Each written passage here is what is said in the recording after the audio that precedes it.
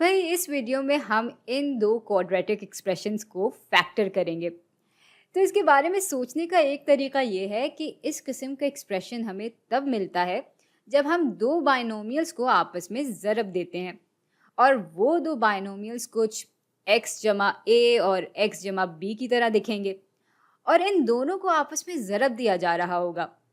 अब बात यह है कि जब हम इसको खोलेंगे तो हमें क्या मिलेगा।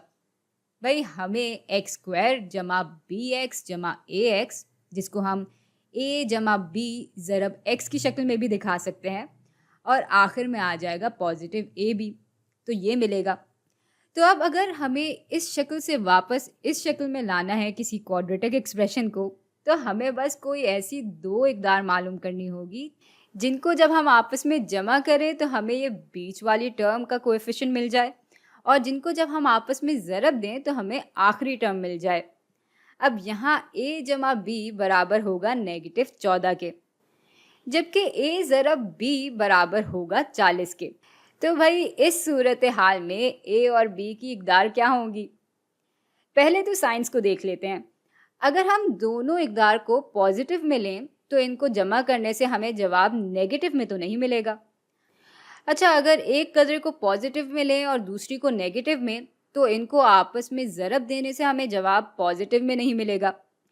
हाँ, लेकिन अगर हम दोनों इकदार को नेगेटिव में लें तो इनका आपस में ज़रब पॉजिटिव आ जाएगा, जबकि इनको जब हम आपस में जमा करेंगे तो हमें जवाब में नेगेटिव कदर मिलेगी।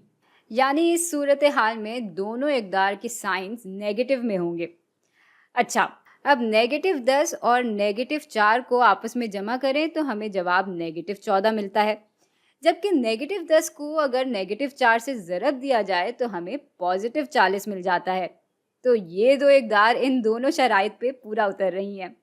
यानी इस एक्सप्रेशन को हम फैक्टर करके x-4 ज़रब x-10 की सूरत में लिख सकते हैं। अब इस एक्सप्रेशन के लिए बिल्कुल यही अमल दोहराते हैं। क्या हम ऐसी कोई दो इकदार चुन सकते हैं जिनको जब हम आपस में जमा करें तो हमें -1 मिले, और जब a और b को ज़रब दें आपस में तो हमें -12 मिल जाए?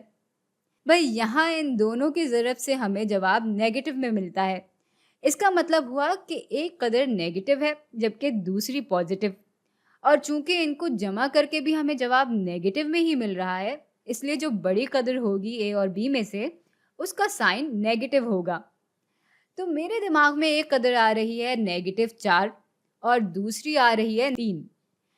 भाई -4 जमा 3 बिल्कुल -1 के बराबर हो जाते हैं, और -4 ज़रब +3 बिल्कुल -12 के बराबर हो जाते हैं।